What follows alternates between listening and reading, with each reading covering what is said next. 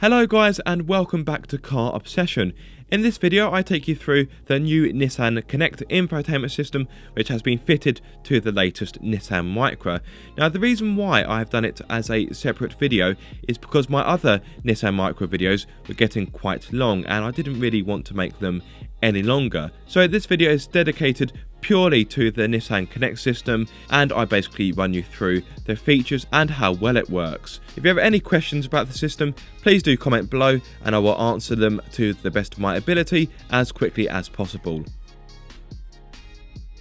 It gives you TomTom navigation and it also gives you smartphone connectivity. So if you want to connect your phone using Android Auto or Apple CarPlay, you can do so. So as Dave is driving, I almost put as drive.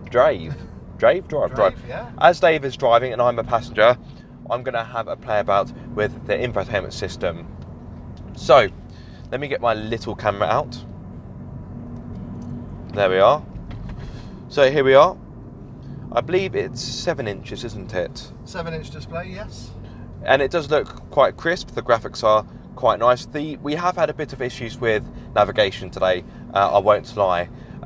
You've probably seen that in this video or perhaps another video we've done with the Micra. So that might just be a little bit of a glitch, but anyway. So let me just play about with the system. So let me just take it home to the menu. And you kind of got the swipe functionality that you would have with a smartphone or a tablet, and you can actually personalize the home screen with widgets, you know, the kind of widgets that you're going to use most often. And as you can see, although I've hit the menu button, you've still got the sat nav in the middle, which is quite a nice touch. Now, Dave and we have played about with it a little bit earlier today. I must admit, it is a little bit laggy, so it's not the smoothest, and as you can see, there is a little bit of a delay each time you press something. Of course, you've got DAB radio and Bluetooth, and I've mentioned you've got the smartphone connectivity. Won't use it just now because we don't want to disturb the satellite navigation because we need to know where we are going. But as with other Nissan infotainment systems, you can change it, make it darker, which is better, so it's got less glare. The buttons are self-explanatory, they're quite chunky, they've got a nice damping to them, and yeah, the system works well enough, but it could be a little bit slicker, dare I say. Dave, what are your thoughts? Obviously I don't want to distract you too much from what you're doing. Of course, I'm very much in the same thought process as what you've said, Aaron. It's I like having shortcut buttons on the outside of the screen, and they are nice. They are handy. They are easy to read, and going through, as you said, you know, when you're on the move using the system, it can be a little bit laggy. There is a slight delay. Yeah. We mentioned the connectivity with your phone with Apple CarPlay and Android Auto. We've also had a little bit of a hit and miss with that because we've connected to the system and it's not recognised my phone. So I've got an Apple iPhone 7 Plus, so it's all compatible. It's got Apple CarPlay built in. But there's a little bit of lagginess, there's a little bit of a delay, and on a couple of occasions, I mean, the first car we were in, we actually used Google Maps, everything worked really well. Yeah. The second time, it didn't recognise the phone in terms of Apple CarPlay, but it did recognise the Google Maps going through the USB and through the media side of the infotainment system. You know, and again, what you said, Aaron, you know, the screen is nice and clear, it's a lot clearer than the previous generation.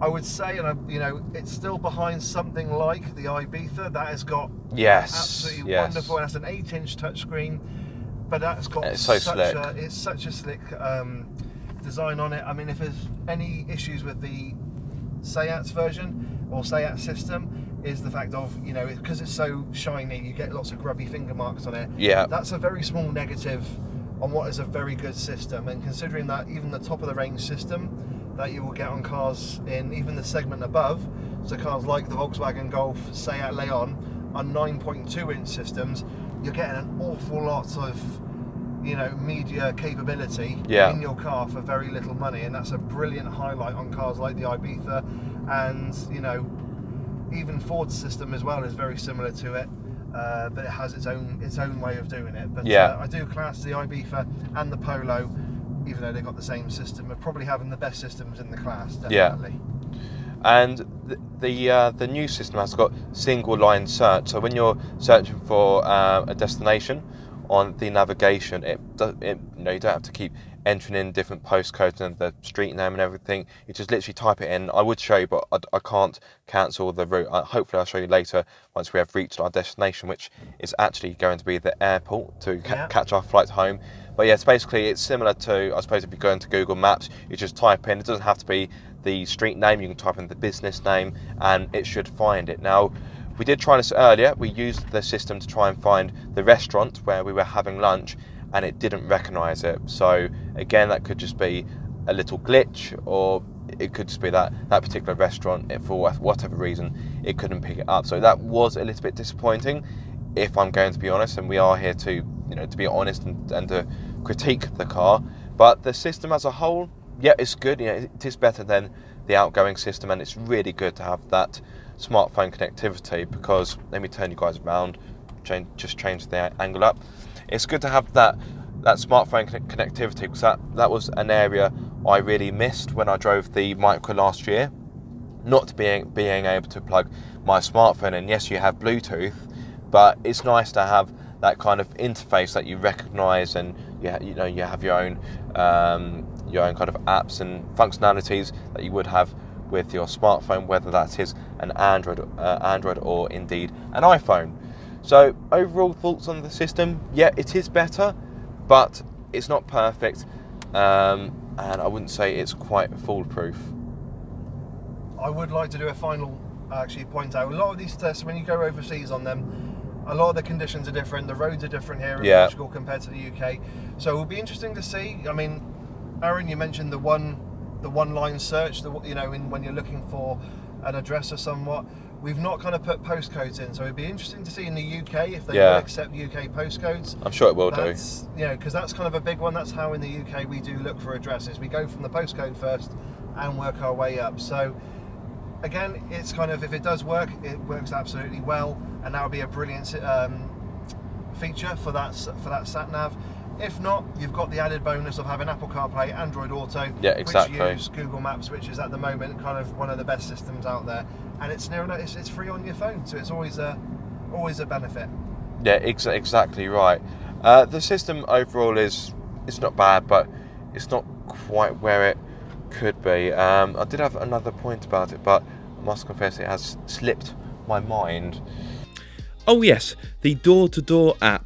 This clever app works directly with the NissanConnect system, and it allows you to send your destination from your smartphone to the car's navigation. It can also give you walking directions to your destination once you've parked the car up, and it can help you find the car if you happen to forget where you've parked it. Dead handy!